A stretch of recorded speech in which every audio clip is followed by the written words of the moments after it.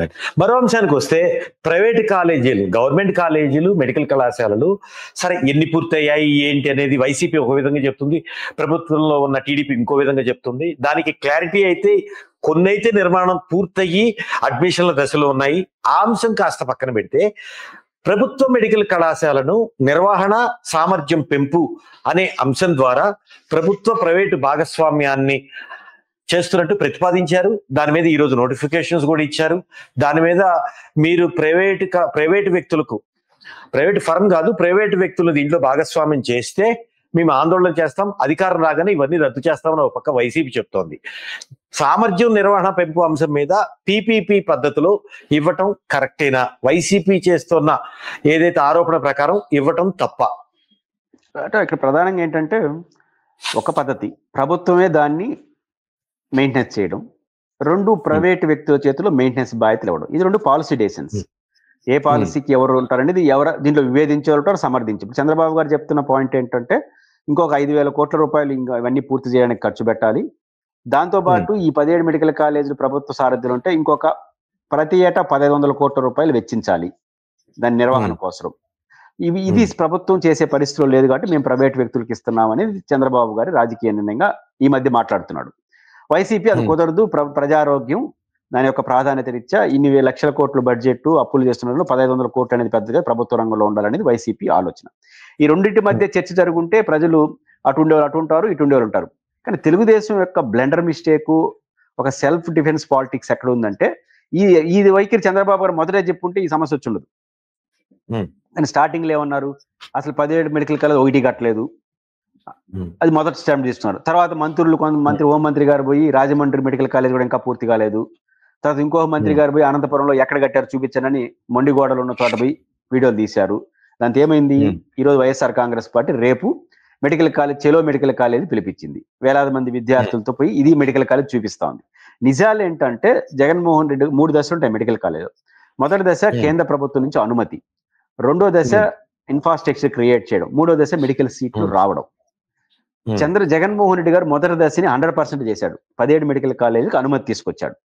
ఈరోజు అసెంబ్లీ సాక్షిగానే మంత్రిగా ఒక ఎమ్మెల్యే అడిగారు, 17 మెడికల్ కాలేజీలు తీసుకొచ్చారు, దాంట్లో ఒకటి మదనపల్లిది, మా మదనపల్లి ఎమ్మెల్యే, దాంట్లో వాళ్ళు ఇప్పుడు ఇంకొక 60 కోట్లు కేటాయిస్తే ఆ పూర్తి అవుతుంది, ఏం చేయదలుచుకుంది ప్రభుత్వం అని అడిగాడు.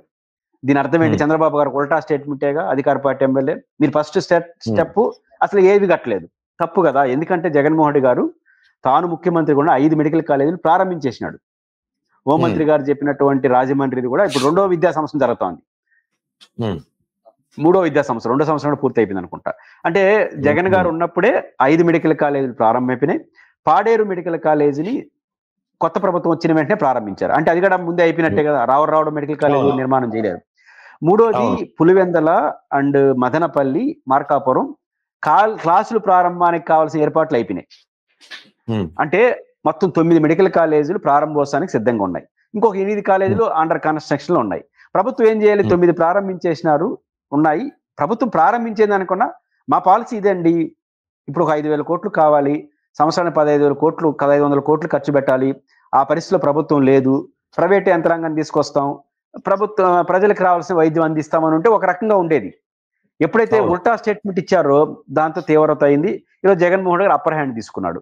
అదేంటి, మేము కట్టలేదన్న కూడా కట్టింది ఏదో చూపించినాడు. అన్నిటికన్నా నా పర్సనల్ అనుభవం ఏంటంటే మెడికల్ విద్యను ప్రభుత్వంలోనే ఉండాలని ప్రజలు కోరుకుంటారు, ఇది ప్రధానమైంది. కానీ సూపర్ స్పెషాలిటీ హాస్పిటల్ ప్రైవేట్ రంగంలో కోరుకుంటారు. చాలా విచిత్రంగా ఉంటుంది ప్రజలు మూడు. మెడికల్ కాలేజీ ప్రభుత్వంలో నడిపించాలి, ఎందుకంటే మెడికల్ సీట్లు ₹1,00,00,000 పెట్టి కూడా చదువుకోలేడు. కాబట్టి ఇవన్నీ ఉన్నాయి కాబట్టి దీన్ని జగన్ గారు గట్టిగా పట్టుకున్నాడు. ఇక్కడ ప్రభుత్వం ఇరుక్కునింది. ఇరుక్కోవడం వల్ల ఏమైంది, ఇప్పుడు కొత్తగా ఏమంటున్నారు, మొన్న హోంమంత్రి గారు ఏం ప్రకటించారు, అసలు రాజమండ్రి కాలేజ్ చూపించేసి ఏడగట్టారు చూడండి అనింది. నిన్న తెలుగుదేశం పార్టీ వాళ్ళు ఏం చేయరు, అసలు రాజమండ్రి కాలేజ్ కట్టింది మేము అన్నారు. ఏంది ఇది, హోంమంత్రి గారు కట్టలేదని చెప్పడం, అదే పార్టీ వాళ్ళు మేము కట్టాం. అది అన్ని కాంట్రడిక్షన్. ఈ కాంట్రడిక్షన్ కాకుండా మీరు ప్రైమరీగా చెప్పినట్టు ఇంత బడ్జెట్ అవుతుంది, ఇది ప్రైవేట్ రంగంలో తీసుకుంటాం, ప్రైవేట్ వాళ్ళ ద్వారా అన్ని కరెక్ట్ గా చేస్తాం అని చెప్పే స్టాండ్ ఏమంటే మీకు ఒక సెక్షన్ ఆఫ్ పీపుల్ సపోర్ట్ చేస్తుండేవాళ్ళు. ఇప్పుడు అంతా గందరగోళం అయిపోయింది. ఇందువల్ల ఇది ఖచ్చితంగా జగన్మోహన్ రెడ్డి గారు దీంట్లో గట్టిగా నిలబడతాడు, పోరాడతాడు. పోరాడినా ప్రతిపక్షం పోరాడినా ప్రభుత్వం అనుకుంటే జరుగుతుంది. కానీ నేను వచ్చిన తర్వాత దీన్ని మళ్ళీ ప్రభుత్వమే హ్యాండ్ ఓవర్ చేసుకుంటుంది అనే స్టేట్మెంట్ చాలా కీలకంగా మారిపోతుంది. ప్రజల్లో ఆశలు వస్తాయి, పోరాడే వాళ్ళకి గ్రిప్ వస్తుంది. అందువల్ల ప్రభుత్వం కొంచెం భయపడుతుంది. ప్రభుత్వం ఇలా భయపడడానికి పాలసీ డెసిషన్ గా వచ్చిన మార్పు కన్నా వాళ్ళు చేసిన గందరగోళాల రాజకీయాలు స్టార్టింగ్ నుంచి ఎండింగ్ వరకు. మీరన్నట్లు దాంట్లో అలొకేషన్స్ విషయంలో ఒకవేళ పీపీపీ పద్ధతిలో ప్రభుత్వ ప్రైవేట్ పార్ట్నర్షిప్ లో సీట్ల అలొకేషన్ గవర్నమెంట్ కి ఇన్నైతే అలొకేట్ చేయాల్సిందే కదా, ఎవరు మెయింటైన్ చేసినా. అవి కరెక్ట్ గా ఉంటే దాదాపుగా ప్రభుత్వం నడిపిస్తే ఎన్ని సీట్లు పేద విద్యార్థులకు ఇస్తుందో దాదాపుగా అన్ని సీట్లు అలొకేట్ చేస్తే ఏమన్నా ఇబ్బందికర పరిస్థితులు ఉంటాయా? ఇక్కడ ప్రభుత్వానికి చాలా గతం జగన్మోహన్ రెడ్డి గారికి చంద్రబాబు నాయుడు గారికి తేడాల ఈ ఉల్టా పాలిటిక్స్ చేయడం వల్ల నష్టపోయినారు. జగన్మోహన్ రెడ్డి గారు కూడా 50% ఆఫ్ సీట్లు సెల్ఫ్ సపోర్టింగ్ ఇచ్చారు. మెయింటెనెన్స్ ప్రభుత్వమే చేసిన సెల్ఫ్ సపోర్టింగ్ కోర్సులు అంటారు. అంటే 20 సీట్లు ఉండింది అనుకోండి, 10 సీట్లు కోటాలో మేనేజ్మెంట్ అంటే ఎంసెట్ కోటా అంటామా, నీట్ కోటా అంటామా, ఎన్ఆర్ఐ కోటా అంటాం ఉంటుంది. మిగతా 50% ఒక ఫీజు నిర్వహించి డబ్బులకి దాన్ని ఇస్తారు. ఇది ఇప్పుడు కాదు, దశాబ్దాలుగా ఉంది. మా తిరుపతిలో మైక్రోబయాలజీ మహిళా యూనివర్సిటీ కోర్సులన్నీ మీకు ఉస్మానియా అన్నిట్లో చూడొచ్చు. ఇదే జగన్ గారు చేశారు.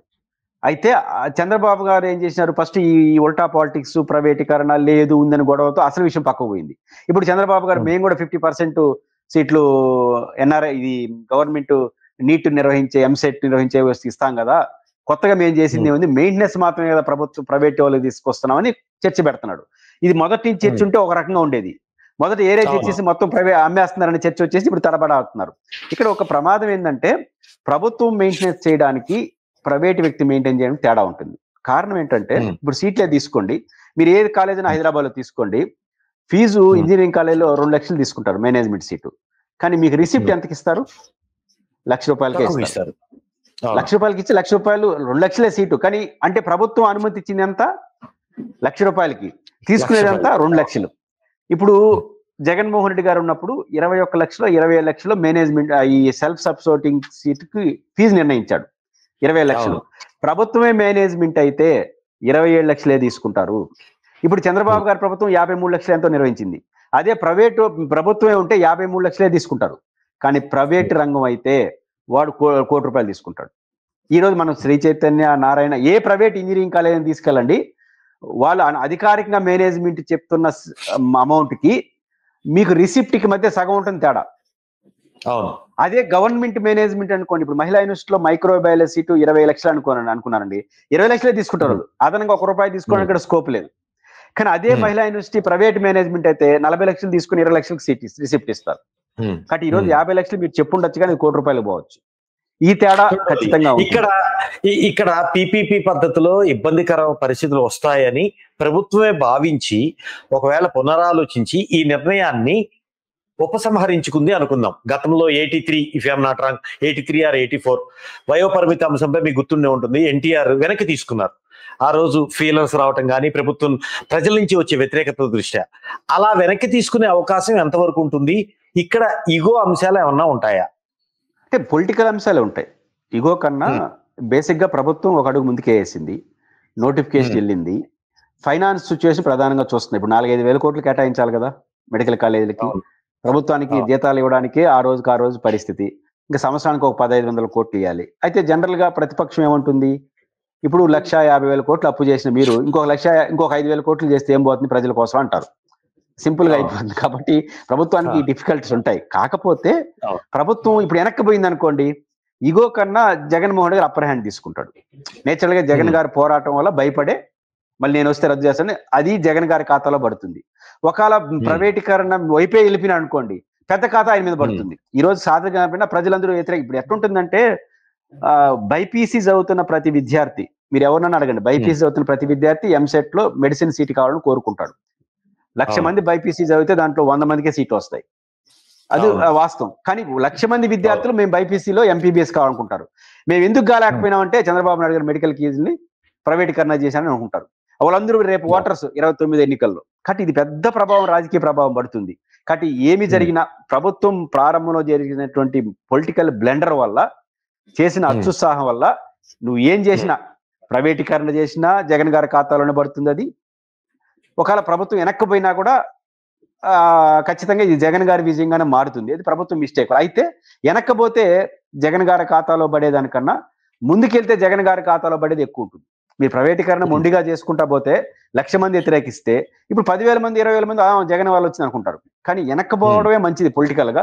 బట్ ప్రభుత్వ ఆలోచన చూసుకుంటే నాకైతే వెనక్కపోతారని అనుకోవట్లేదు. హలో, తెలుగు రాజ్యం ఛానల్ చూస్తున్నారా? సామాజిక రాజకీయ జీవన చిత్రణే తెలుగు రాజ్యం. అతిశయోక్తులు అసత్యాలు ఉండవు. రాజకీయ కోణం కాదు, ప్రజా కోణమే కొలబద్ద. తెలుగు రాజ్యం వీక్షణ మీ ఉత్తమ అభిరుచికి నిదర్శనం.